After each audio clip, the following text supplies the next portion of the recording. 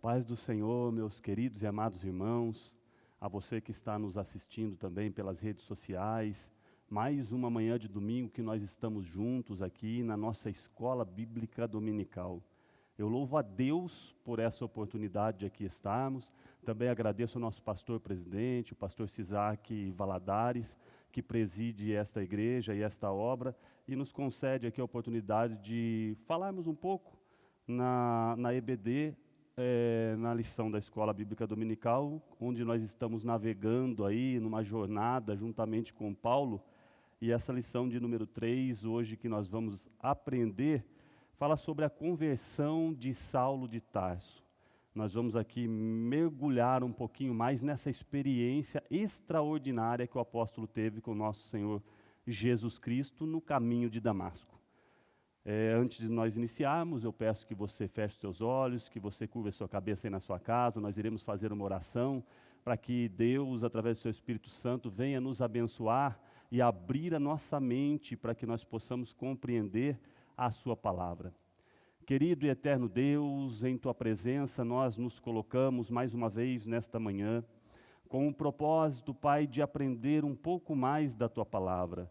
Nós estamos, Pai, numa jornada juntamente com o apóstolo Paulo, vendo detalhes, Pai, aleluia, da sua vida, o seu mundo, Saulo, o perseguidor da igreja, e agora nós vamos ver a conversão de Saulo no caminho de Damasco. Que o Senhor possa tratar conosco, nos ensinar, e também que o Espírito Santo possa vir, Pai, trabalhar nas nossas faculdades intelectual, emocional e da nossa vontade, para que nós possamos também crescer na graça e no conhecimento e sermos cheios do Teu Espírito, somente olhando para Ti. Nós te pedimos, nós te louvamos e nós te agradecemos. Fica conosco, abra nossa mente neste momento, em nome de Jesus. Maravilha, meus queridos e amados irmãos. A lição de número 3, 17 de outubro, é a conversão de Saulo de Tarso. O texto áureo diz o seguinte: E indo no caminho, aconteceu que, chegando perto de Damasco, subitamente o cercou um resplendor de luz do céu. E caindo em terra, ouviu uma voz que lhe dizia: Saulo, Saulo, por que me persegues? Atos capítulo 9, versículos 3 e 4. Eu vou ler novamente, texto áureo. E indo no caminho, aconteceu que, chegando perto de Damasco, subitamente o cercou um resplendor de luz do céu. E caindo em terra, ouviu uma voz que lhe dizia: Saulo, Saulo, por que me persegues? Atos, capítulo 9, versículo 3 e 4. A verdade prática, o que nós podemos aproveitar para a nossa vida desta lição? A verdadeira conversão a Cristo leva em conta o arrependimento, a fé em Jesus e uma completa transformação no pensamento, na vontade e a ação do homem.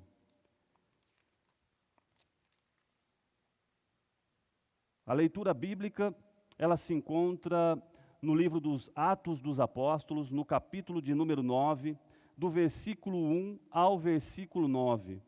Nós vamos ver aqui a história da conversão do apóstolo Paulo, Saulo de Tarso. E Saulo, respirando ainda ameaças e mortes contra os discípulos do Senhor, dirigiu-se ao sumo sacerdote e pediu-lhe cartas para Damasco, para as sinagogas, a fim de que, se encontrasse alguns daquela seita, quer homens, quer mulheres, os conduzisse presos a Jerusalém. E indo no caminho, aconteceu que, chegando perto de Damasco, subitamente o cercou um resplendor de luz do céu. E caindo em terra, ouviu uma voz que lhe dizia: Saulo, Saulo, por que me persegues? E ele disse: Quem és, Senhor? E disse o Senhor: Eu sou Jesus, a quem tu persegues. Duro é para ti recalcitrar contra os aguilhões. E ele, tremendo e atônito, disse: Senhor, que queres que faça? E disse-lhe o Senhor: levanta-te e entra na cidade, e lá te será dito o que te convém fazer. E os varões que iam com ele pararam espantados, ouvindo a voz, mas não vendo ninguém. E Saulo levantou-se da terra, e abrindo os olhos, não via a ninguém, e guiando-o pela mão, o conduziram a Damasco. E esteve 3 dias sem ver, e não comeu e nem bebeu. O objetivo geral da nossa lição nesta manhã é asseverar que a salvação é por meio da graça, acompanhada de arrependimento e fé do pecador como resposta à salvação. Os nossos objetivos específicos são 3. Primeiro, apresentar a conversão de Saulo como um ato da graça de Deus. Segundo, relacionar a conversão de Saulo com a doutrina da conversão. E terceiro, elencar 3 faculdades interiores que são transformadas na conversão. Irmãos, o apóstolo Paulo, ele teve uma experiência extraordinária quando ele encontrou, Saulo de Tarso encontrou-se com Jesus, ou melhor, quando Jesus encontrou com ele no caminho de Damasco. A vida dele foi mudada naquele instante. O perseguidor passou, depois da sua conversão, a ser perseguido. As suas faculdades, intelectual, emocional e volitiva, a faculdade da vontade, todas essas estruturas foram mexidas por Jesus naquele encontro. Ele passou a ser uma nova criatura, uma nova pessoa. E ele é aquele que depois disso desejava desgastar-se e deixar-se gastar pela causa do Evangelho. Nada mais tinha sentido para Paulo, senão o de pregar o Cristo crucificado. Esse Jesus que nós apregoamos, esse Jesus que mudou a nossa vida, é o mesmo Jesus que se encontrou com Saulo no caminho de Damasco e mudou a vida dele e continua mudando vidas dias após dias. Vamos entrar nessa lição e vamos avaliar cada um desses cenários, dessa mudança que aconteceu através dessa conversão na vida de Saulo de Tarso. Na introdução, o escritor, pastor Elinay Cabral, escritor desta revista, inicia da seguinte forma: a conversão de Saulo de Tarso, indiscutivelmente, foi um dos mais importantes acontecimentos da história do cristianismo. Saulo tornou-se um dos mais célebres defensores da doutrina de Cristo. Nesta lição, veremos como ele passou por uma mudança radical na forma de pensar acerca do nosso Senhor. Olha a mudança na faculdade intelectual dele. No caminho para Damasco, de um modo poderoso, Jesus chamou a razão e entendimento de Saulo. E este mudou de atitude por meio de uma impactante experiência sobrenatural. Assim, se por um lado Cristo tomou a iniciativa, por outro, Saulo respondeu com arrependimento e fé. Meus irmãos, o encontro com Cristo, muitas das vezes acontece de forma sobrenatural, como aconteceu com Saulo no caminho de Damasco. Saulo estava indo para um caminho de Damasco, com cartas para perseguir aqueles que faziam parte daquilo que os fariseus consideravam como uma seita e chamavam de o caminho, que na verdade eram aqueles discípulos que seguiam Jesus e viram o Jesus ressuscitado e apregoavam o Jesus como Filho de Deus. Saulo, como um zeloso fariseu, os perseguia, e Saulo teve sucesso, entre aspas, na sua perseguição aos cristãos em Jerusalém, onde ali Estevão foi martirizado E as vestes de Estevão, como diz a palavra de Deus, foram lançadas aos pés de Saulo. Saulo estava ali no martírio, na morte de Estevão, compactuando com isso, dando seu voto a favor da morte de Estevão. Então Saulo era um perseguidor voraz, e agora ele tinha em sua posse cartas para ir até Damasco, para fazer uma viagem de 343 quilômetros e chegar em Damasco e verificar nas sinagogas se existia resquícios desses cristãos ou desses que seguiam o caminho, apregoando este caminho, aquilo que para eles, para Saulo, era um engano, uma heresia, e para que ele pudesse os matar, os aprisionar. Então esse era o destino, o propósito de Paulo quando ele vai a Damasco. Alguns pintores, nesse encontro sobrenatural que Paulo teve com Jesus, Caravaggio, um pintor italiano, no ano de 1600, ele pinta um quadro, e nesse quadro você vê Saulo caído ao chão, você vê um cavalo. Se imagina alguns que eles estavam indo numa distância dessa a cavalo, mas a Bíblia não diz em nenhum momento que a luz que clareou e fez com que Saulo caísse ao chão no caminho de Damasco, que Saulo estava num cavalo, que ele caiu de um cavalo. Isso daí é uma imaginação, é um pensamento. Porém, alguns estudiosos, até para refutar essa ideia do cavalo, defendem que os judeus, na maioria das vezes, em seus roteiros de viagem, viajavam e andavam a pé.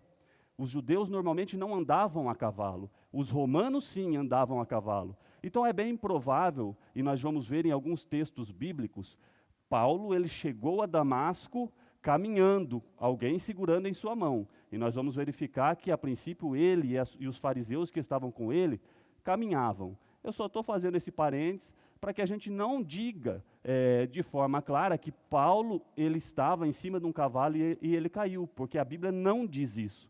A Bíblia diz simplesmente que ele caiu por terra. Então nós vemos nessa mudança de vida que Saulo teve, que esse tipo de encontro sobrenatural continua acontecendo até hoje. E esse encontro sobrenatural com o Senhor, que é um encontro que muda a vida, que é um encontro que muda a história, ele é fundamental. Ele é fundamental porque ele mudou a minha vida, ele mudou a minha história. Eu tenho a minha experiência pessoal com Jesus. E eu tenho certeza que no meio da igreja, e vocês também que estão nos assistindo, talvez você possa testemunhar o encontro que você teve com Jesus. E como que isso mudou a sua vida. Ou até dizendo melhor, o encontro que Jesus teve com você. Porque normalmente nós estamos andando num caminho da nossa vida e de repente nós somos surpreendidos pela presença de Jesus, mudando todo o raciocínio que nós tínhamos, toda a esperança que nós tínhamos nos nossos planos, e aí Jesus aparece e muda. Essa mudança, esse encontro com Jesus, ele é importante para todos nós cristãos, porque todos nós um dia tivemos esse encontro. Ele é importante para você que ainda não teve esse encontro com Jesus. Peça, procure, ouça a palavra de Deus para que Jesus te encontre nesse caminho também e que você tenha uma sua vida mudada. Até mesmo os filhos de evangélicos, os filhos de cristãos, aqueles que nascem na igreja, também precisam desse encontro com o Senhor. Porque diziam os sábios antigamente, e eu quando criança ouvia, filho de peixe, peixinho é, mas filho de crente não é crentinho não. Então é necessário que haja um encontro, uma experiência com Deus. Se você é um jovem, se você é um garoto, um adolescente, uma moça, e ainda não teve uma experiência com Deus, peça a Deus essa experiência para que a sua vida seja também mudada, como mudada foi a vida de Saulo no caminho para Damasco. O ponto central da nossa lição de hoje é Jesus nos salva por meio da graça. O que é graça? Graça é um favor imerecido, é algo que alguém fez para nós sem que nós merecêssemos. E nós respondemos a essa graça com arrependimento e fé. Eu trouxe aqui o que diz a respeito dessa salvação na nossa declaração de fé.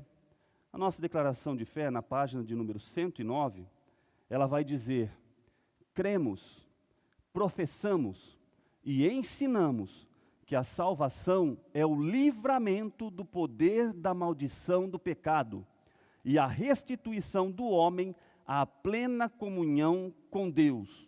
A todos os que confessam a Jesus Cristo como seu único Salvador pessoal, precedidos do perdão divino.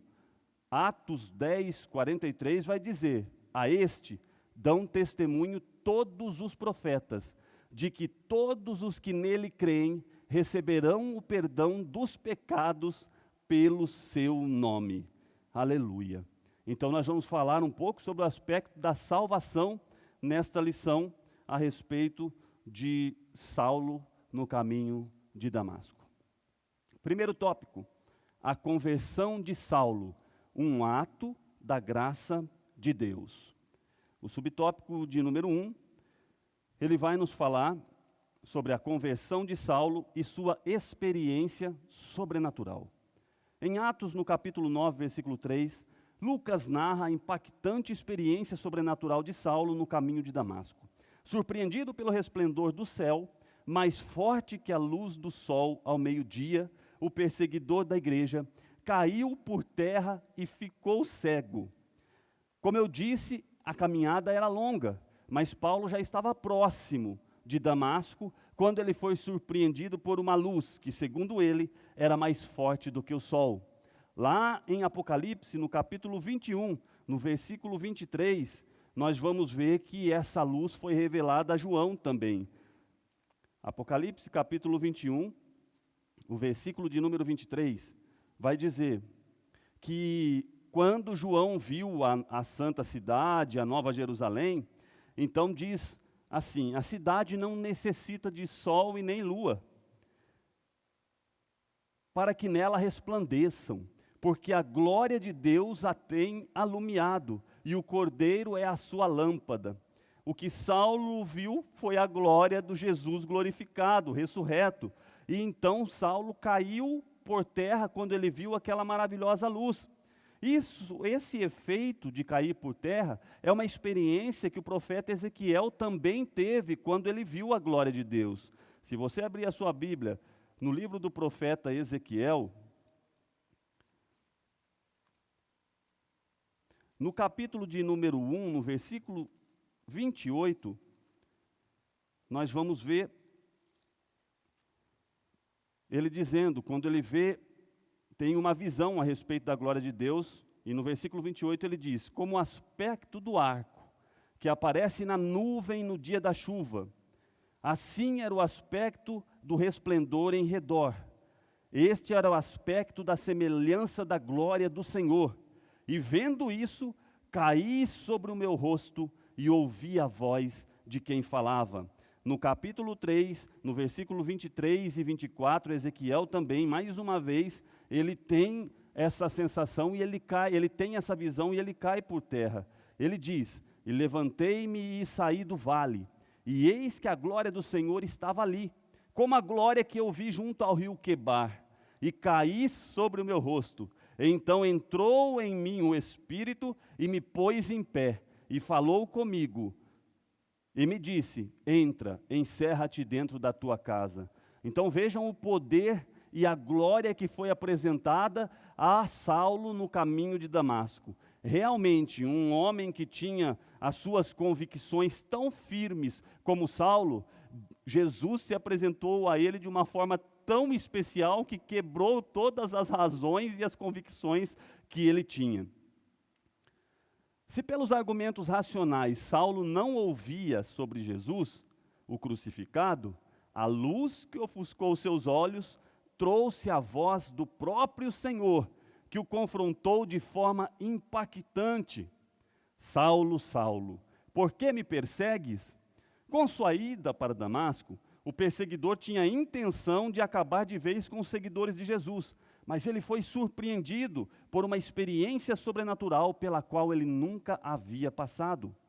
Segundo seu próprio testemunho, o perseguidor viu literalmente a pessoa de Jesus, o ressurreto, que o despojou de seu ego arrogante.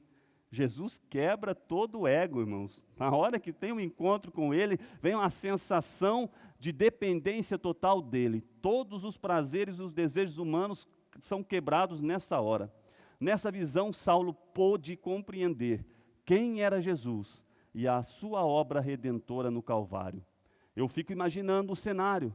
Ele com suas convicções, as suas certezas, a visão que ele teve daquele momento em que Estevão foi apedrejado, tudo isso para ele era um motivo de orgulho, mas na hora que a luz iluminou o seu caminho ali, que ele caiu por terra e a voz falou: Saulo, Saulo, por que me persegues? E ele perguntou: mas quem és tu, Senhor? E aí ele disse: eu sou Jesus a quem tu persegues. Irmãos, nesta hora caiu a ficha de Saulo de Tarso. Nessa hora houve a mudança no seu pensamento. Nessa hora eu imagino que houve uma reflexão dentro dele, e ele começou a pensar e veio como flashes o passado de perseguição que ele estava cometendo contra aqueles que estavam no caminho. E aquilo transformou o seu interior, ele se arrependeu, e ele creu que Jesus era verdadeiramente o Filho de Deus, ressurreto e que vivo está. Então, a partir daquele momento, a sua vida mudou e foi transformada. O subtópico de número 2 vai nos falar sobre a iniciativa de Jesus para transformar a mente de Saulo. O impacto da visão resplandecente no caminho para Damasco tomou Saulo de surpresa. Sob o efeito do sucesso em Jerusalém contra os seguidores de Jesus, imbuído de uma coragem irracional e bem relacionado com a casa sacerdotal, Saulo havia pedido carta branca para perseguir os cristãos. As autoridades religiosas de Jerusalém deram essa carta branca para que Saulo fosse até nas sinagogas de Damasco e perseguisse aqueles que eram do caminho. Com o mesmo rigor, ele foi para Damasco. Entretanto, dada a dureza de coração de Saulo, o Senhor tomou a iniciativa de sacudir a sua estrutura.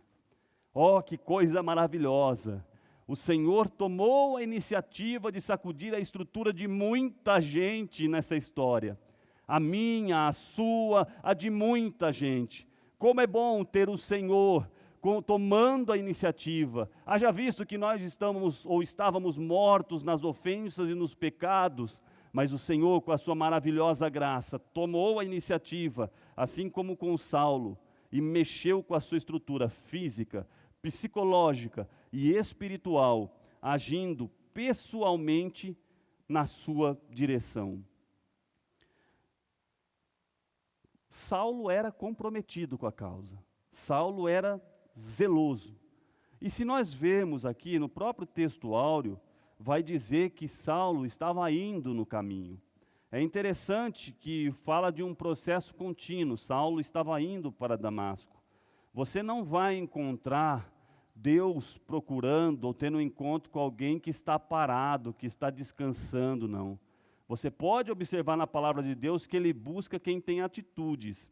Saulo era alguém que Deus tinha olhado para ele e talvez tenha olhado e visto: ó, esse rapaz está no caminho errado, eu preciso encontrar com ele ali, a hora que ele mudar de direção, os atributos que ele tem, o zelo que ele tem, a maneira dele ser fervoroso naquilo, na causa que ele luta, certamente vai ser útil para o ministério. Então ele tinha atributos que serviram, e nós vamos ver aí no transcorrer de todo esse trimestre, que os atributos dele foram extremamente úteis para todo o ministério para o qual ele foi chamado. Então, nesse momento, o Senhor aparece, o perseguido se apresenta a Saulo, e ali ele entendeu quem era Jesus. Subtópico de número 3. A graça salvadora se manifestou a Saulo. Na carta aos Efésios, vamos ler Efésios capítulo 2, o versículo 8.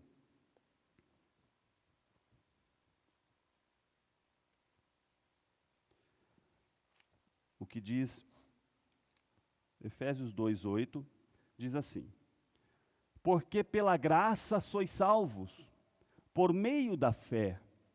E isso não vem de vós, é um dom de Deus.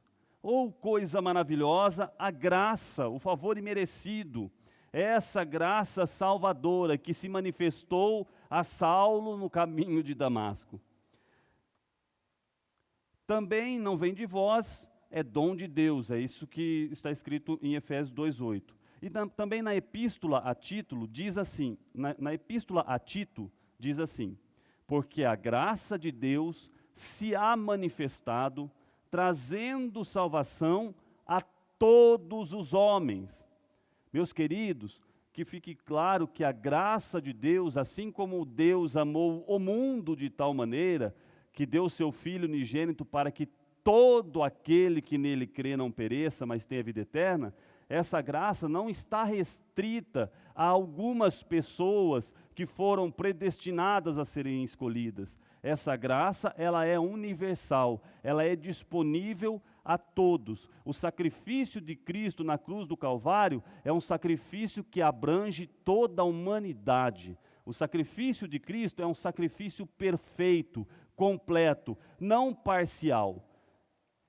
Logo, o ponto de partida, continuando na revista, da experiência de salvação de todos os homens é a graça de Deus. É a partir da graça de Deus, porque Deus proveu o seu Filho que viesse ao mundo, que desse a sua vida por nós, e a partir desse amor, dessa graça, Jesus, o ressuscitado, abriu a porta, como Jesus mesmo disse: eu sou o caminho, eu sou a verdade, eu sou a vida. Esse Jesus é a porta, e abriu a porta da graça, e essa graça é como um rio que flui.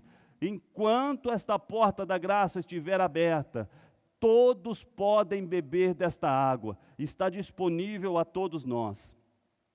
O mérito, essa graça é o favor imerecido de Deus, em que sua justiça é satisfeita na morte expiatória de Jesus. Aqui o mérito é todo de Cristo, não é nosso. Nós não temos capacidade para nos salvar dos aguilhões do pecado e da morte. Nós, na nossa maneira antiga de viver, nós estávamos aprisionados pelo pecado e pela morte. Ainda que houvesse fagulhas de bondade em nós, coisas que Deus colocou, que é chamada da graça natural que está em nós, que é bondade, princípios de bondade, de amor e tudo mais, são coisas que Deus colocou no homem. Mas essa graça que havia em nós, que é algo que Deus colocou em nós, não é suficiente para a salvação. Então, somente após a morte de Jesus, a justiça é satisfeita na morte expiatória de Jesus, a justiça de Deus, já que o homem estava destituído de Deus em pecado. Então morre Jesus, a justiça de Deus é satisfeita, a porta da graça é aberta, e agora nós temos acesso a Deus por intermédio de Jesus. Aos Romanos, ele escreve: porque todos pecaram e destituídos estão da glória de Deus, sendo justificados gratuitamente pela sua graça e pela redenção que há em Cristo Jesus. Ou seja, a graça é um favor outorgado por Deus aos pecadores que estão debaixo da sua ira. E por que estão debaixo da ira de Deus? Por causa da desobediência e do pecado. Mas os homens não são capazes de chegar a Deus, de se auto-perdoar, de chegar a Deus e mudar a situação. Não havia em nós, nunca houve, não há em nós essa capacidade.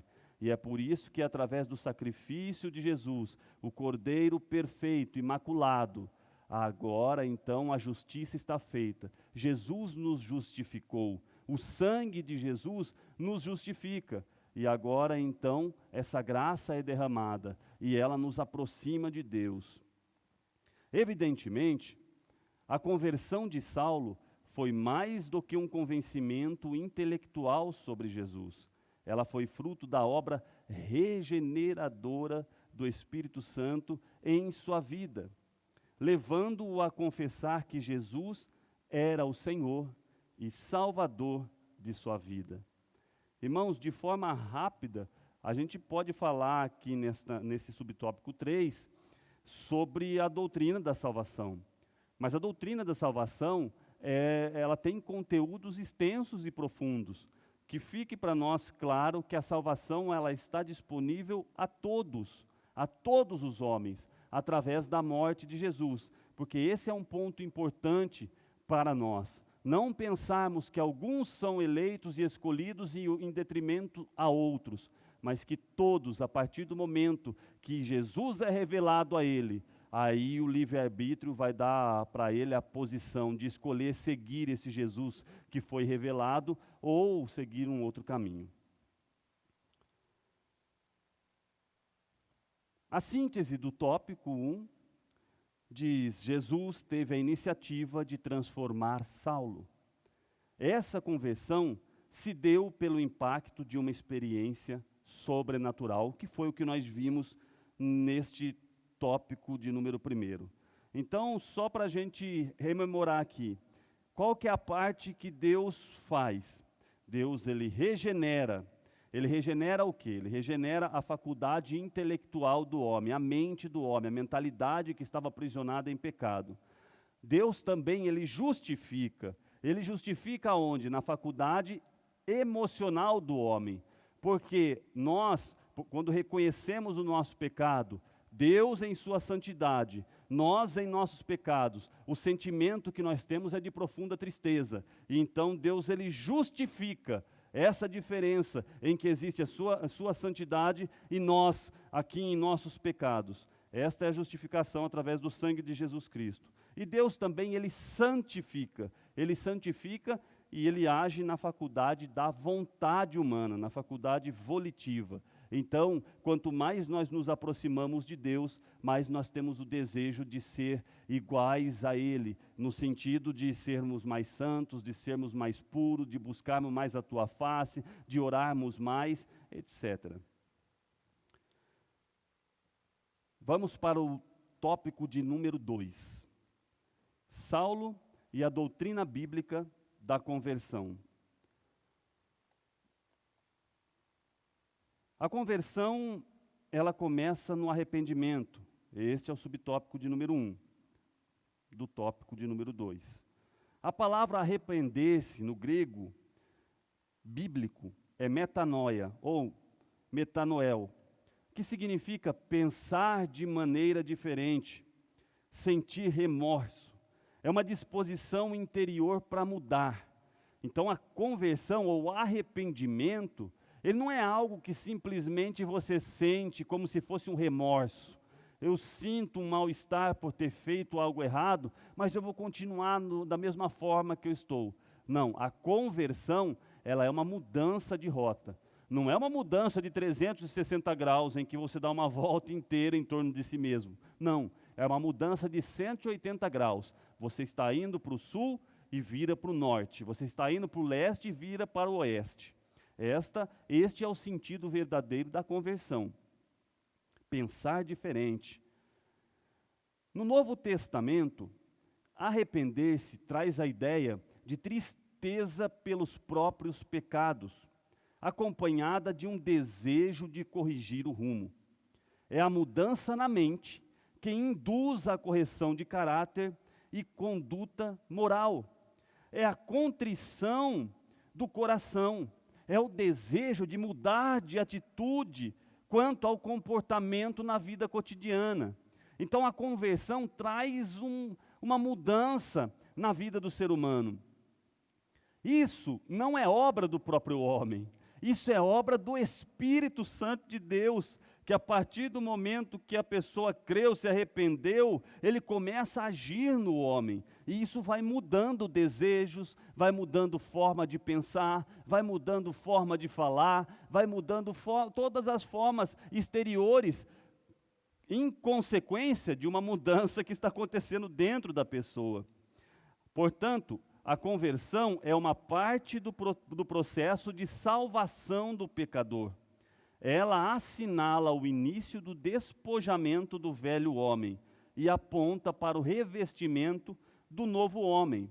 Vamos ler 1 Tessalonicenses, capítulo 1, versículo 9. Vamos ver o que diz a palavra de Deus. 1 Tessalonicenses, capítulo de número 1, versículo de número 9.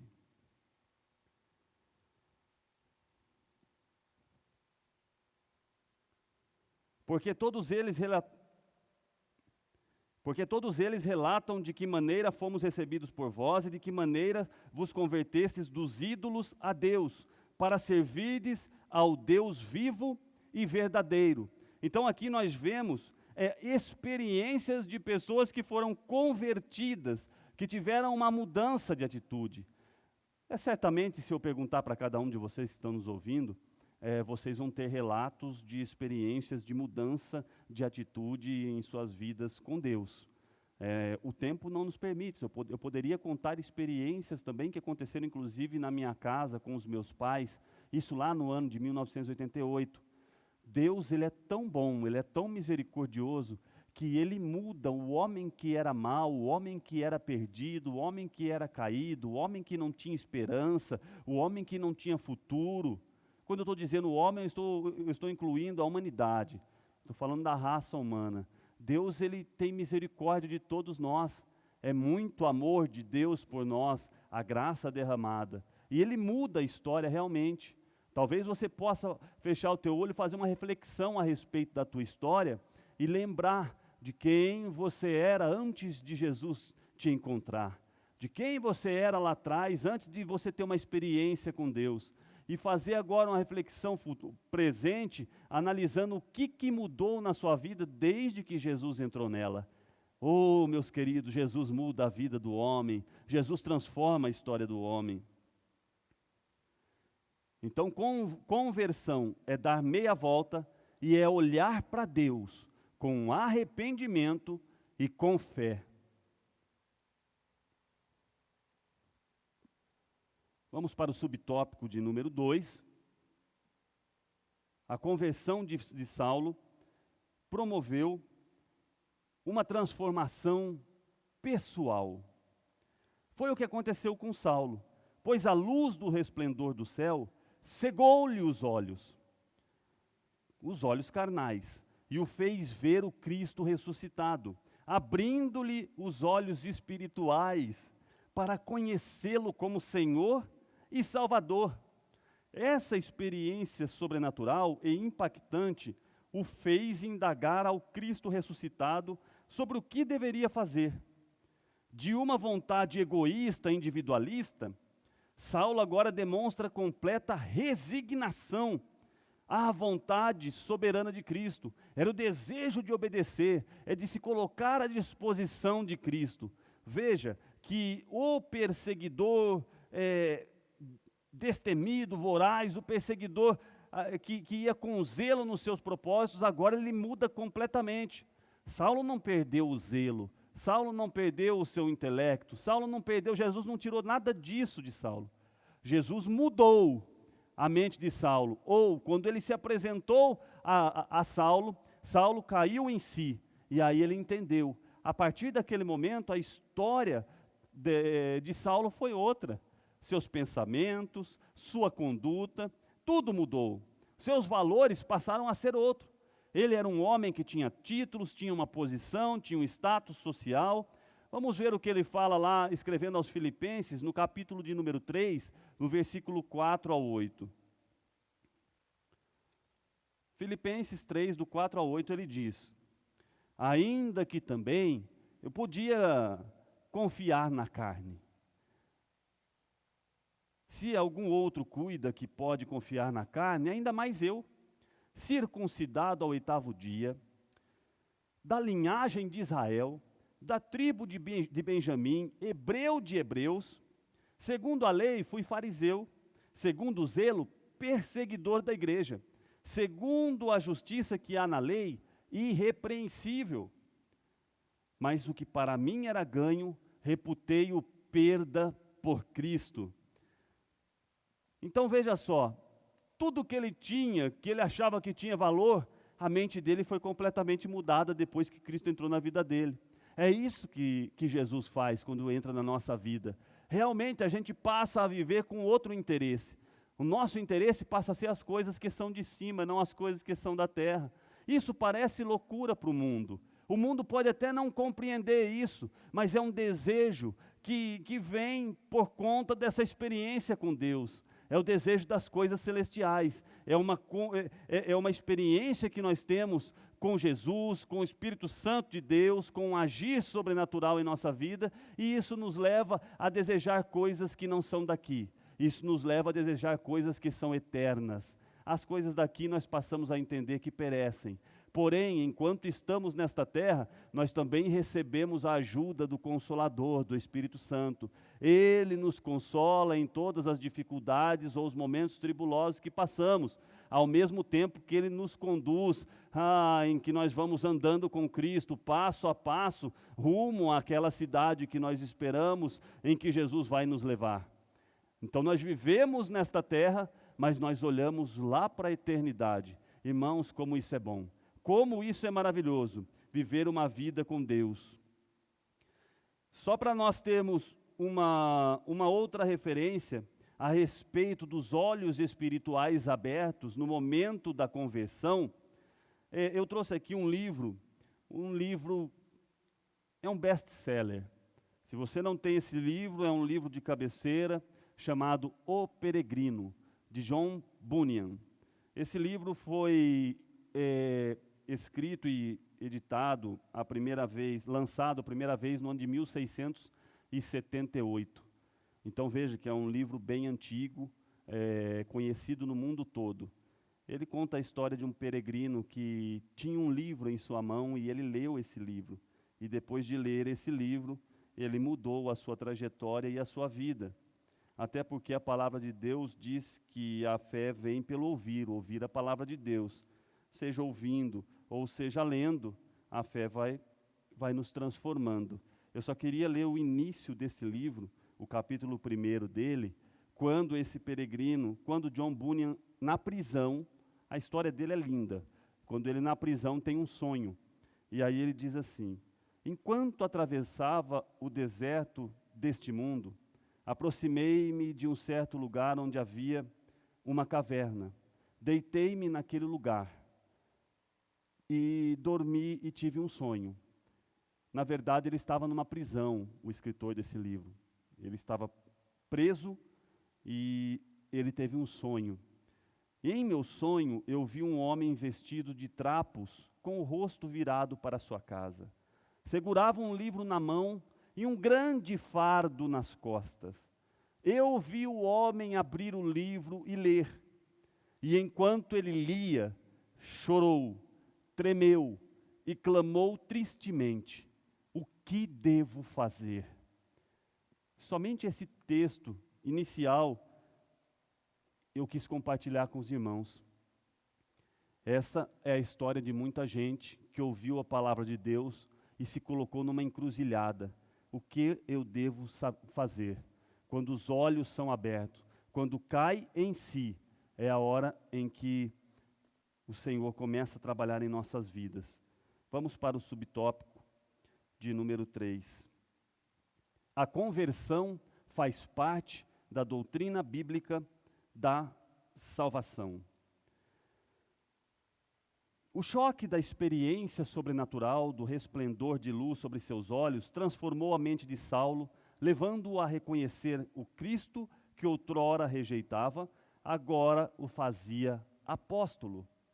Como vimos, prestem atenção nisso, como vimos, a verdadeira conversão é aquela que nasce da tristeza para com o pecado e o reconhecimento de que o homem precisa dar meia volta para Deus.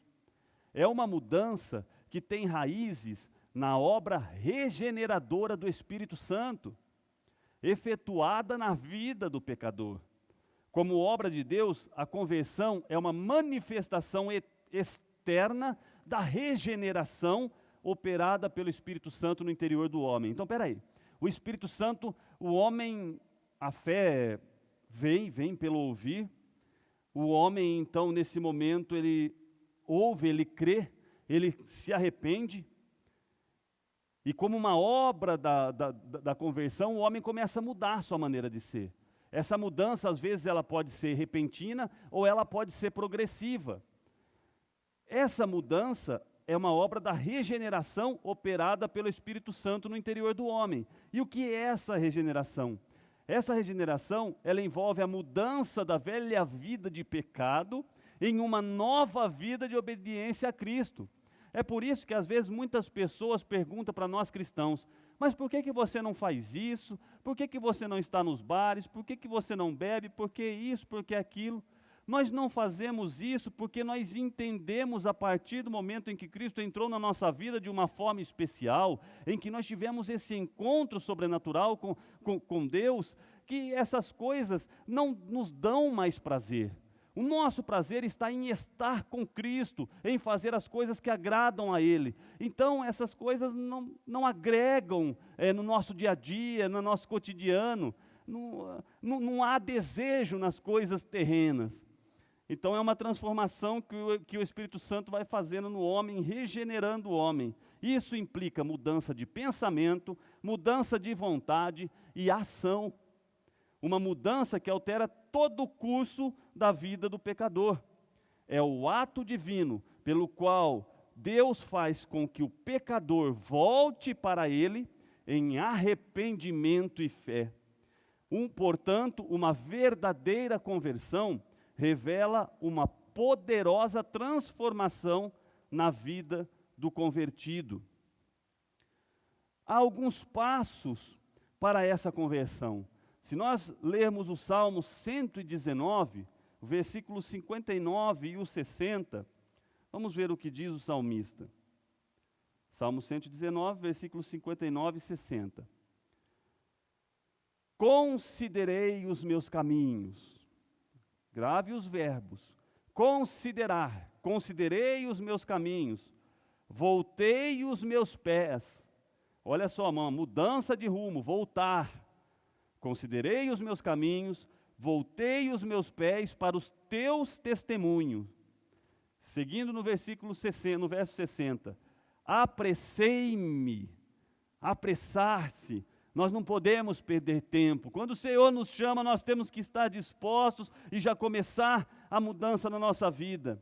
E não me deter-se a observar os teus mandamentos. Então veja estas fases da conversão. Se nós olharmos também lá em Lucas, no capítulo de número 15, nós vamos ver o texto, um texto extremamente conhecido, que vai falar sobre o filho pródigo.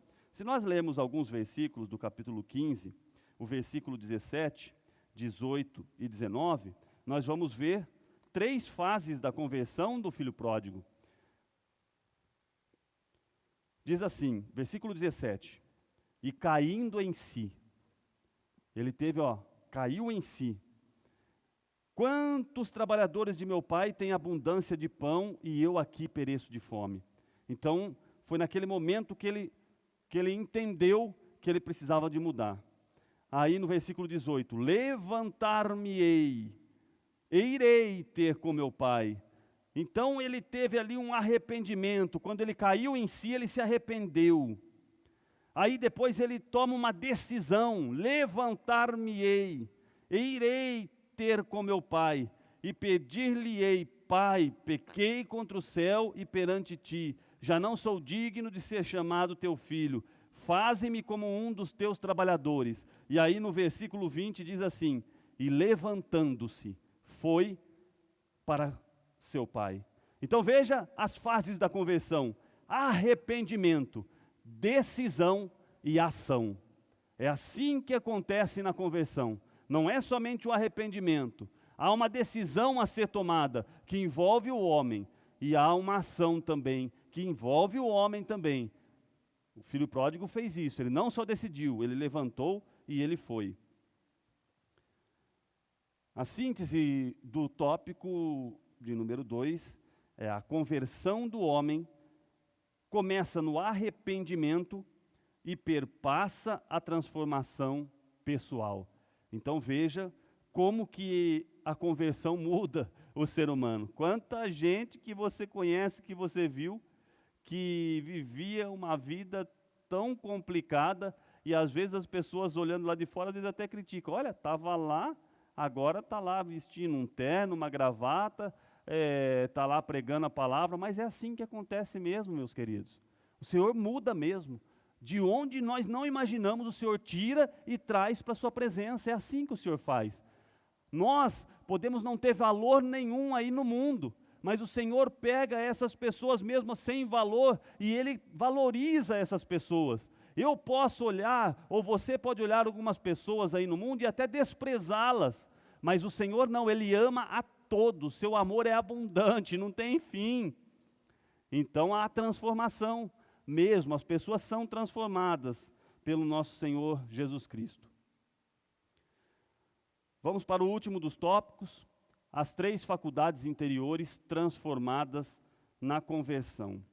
O subtópico 1 vai nos falar sobre a faculdade intelectual. Nesse campo da alma, o homem muda o seu modo de pensar e reconhece a sua condição de pecador. É uma mudança da mente. É por isso que a palavra grega metanoia, né, é uma mudança de foco. A Bíblia chama isso de conhecimento do pecado, conforme em Romanos 3:20. Por isso, nenhuma carne será justificada diante dele pelas obras da lei, porque pela lei vem o conhecimento do pecado. E hoje, que nós não vivemos no tempo da lei, hoje nós estamos no tempo da graça. Como que vem o conhecimento do pecado? É o Espírito Santo quem convence o homem do pecado. Vamos ler João 16, do 8 ao 11, o Evangelho de João, capítulo de número 16, versículo 8 a 11, diz assim: E quando ele vier, Jesus está falando sobre o Consolador, sobre o Espírito Santo, diz assim: E quando ele vier, convencerá o mundo do pecado, da justiça e do juízo. Então, olha que coisa interessante, nós não estamos vivendo na lei, mas o Espírito Santo convence o homem do pecado. Há uma ação na faculdade intelectual do homem. Subtópico de número 2 diz respeito à faculdade das emoções. Nesse campo da alma, o pecador experimenta uma mudança de sentimentos na vida interior, onde se manifesta tristeza pelo pecado contra um Deus santo e justo. Em 2 Coríntios 7:10 está escrito: porque a tristeza, segundo Deus, opera arrependimento para a salvação, da qual ninguém se arrepende, mas a tristeza do mundo opera a morte. No Antigo Testamento, o salmista Davi demonstra tristeza pelo seu pecado e roga por misericórdia, lá no Salmo 51. Tem misericórdia de mim, ó Deus, segundo a tua benignidade. Apaga as minhas transgressões, segundo a multidão das tuas misericórdias.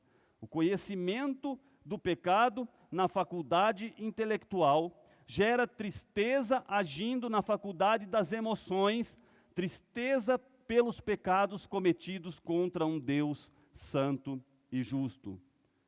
Subtópico de número 3, a faculdade da vontade, faculdade volitiva.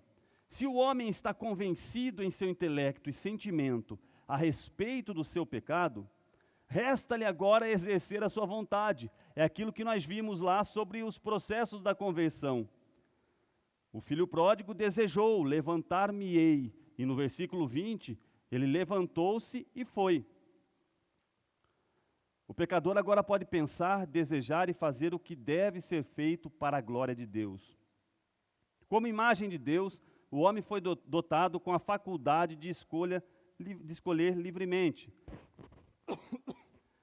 Perdão. Entretanto, e infelizmente, o pecado fez a separação entre a vontade do homem e a de Deus. Por isso, o Espírito Santo atua para convencer o homem do pecado, da justiça e do juízo, para então tornar a unir sua vontade com a vontade de Deus. Há uma teoria que afirma que o homem perdeu completamente o livre-arbítrio por ocasião do pecado. Nós refutamos essa ideia, com o auxílio da graça divina e ajudada pelo Espírito Santo, o homem pode escolher, decidir e mudar de vida. É aqui, irmãos, que opera o livre-arbítrio, nessa escolha, no exemplo que nós demos ali do filho pródigo. Sintetizando o nosso tópico de número 3. As 3 faculdades transformadas na conversão são a intelectual, a das emoções e a da vontade. É Deus agindo completamente e mexendo com nossas estruturas. Chegando ao final da nossa lição, para concluirmos, a conversão de Saulo foi provocada pelo impacto do resplendor de luz que ofuscou a sua visão e obrigou a reconhecer que não podia mais lutar contra Cristo. A conversão é, portanto, uma obra divina em que o homem responde com arrependimento e fé. Na conversão, a soberania de Deus caminha de mãos dadas com a responsabilidade humana. Olha aqui, eu vou repetir aqui, ó. A conversão é, portanto, uma obra divina em que o homem responde com arrependimento e fé.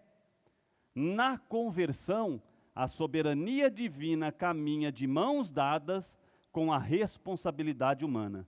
Por isso, o arrependimento e a fé conduzem o pecador a ser redimido pelo sangue de Cristo. Vocês já imaginaram que caminho tomaria o cristianismo se Saulo de Tarso não tivesse se convertido? Obviamente que a vontade de Deus seria feita de qualquer forma, mas dá para a gente parar um pouquinho e pensar como que Deus pode usar um homem como usou esse apóstolo, que foi um homem que revolucionou o cristianismo como nós conhecemos hoje, no sentido de textos, de conhecimento, de inspiração, de envolvimento e de levar como missionário a palavra para novas igrejas, para nova abertura de novas igrejas e levando o evangelho adiante. Meus irmãos, nós chegamos ao final da nossa lição.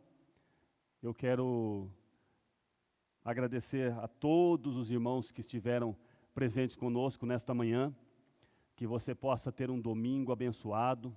Eu quero te convidar para que essa noite você venha participar conosco. Traga sua família. Nós temos às 18h30 o culto da família. Venha, é o momento de você com a sua família oferecer o melhor para Deus. É o momento de cultuar a Deus.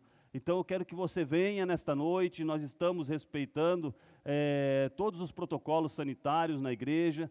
As coisas estão melhorando, graças a Deus. Então participe conosco nesta noite. Muito obrigado por você ter mantido esse período conosco aqui, conhecendo um pouquinho mais da palavra de Deus, um pouquinho mais da vida do apóstolo Paulo, da sua conversão. E nós vamos seguir nessa jornada com o apóstolo aí nesse trimestre. Permaneça conosco todos os domingos pela manhã. Nós estaremos ainda nessa jornada. Eu gostaria de orar, fazer uma oração, convidá-lo para orar juntamente comigo e agradecer a Deus por esses momentos que estivemos aqui juntos. Querido Deus e eterno Pai, nós te louvamos, nós te bendizemos, nós te agradecemos por estes momentos maravilhosos que estivemos aqui nesta manhã, Pai, aprendendo um pouquinho mais da Tua palavra, entendendo esse processo da conversão, Pai, entendendo, Pai, aleluia, o Teu agir, Pai, vendo a forma como o Senhor fez na vida de Saulo, lá no caminho de Damasco, e também refletindo sobre a mesma maneira como o Senhor trata de forma milagrosa, de forma extraordinária na vida de muitos de nós até hoje, Pai. Há mudanças que geram em nós, Pai, satisfação. Muito obrigado por ter nos encontrado nos caminhos da nossa vida. Que o Senhor ainda encontre muitos que até estão nos assistindo hoje. Pai, que eles possam ter a oportunidade de uma relação mais íntima e de um encontro contigo. Nós te agradecemos. Abençoe este nosso domingo. Dai-nos um domingo de paz e que à noite nós possamos estar na tua casa, na tua presença, fazendo a tua vontade, oferecendo o nosso culto racional a ti. Nós te pedimos e agradecemos, em nome de Jesus. Que Deus te abençoe, em nome de Jesus.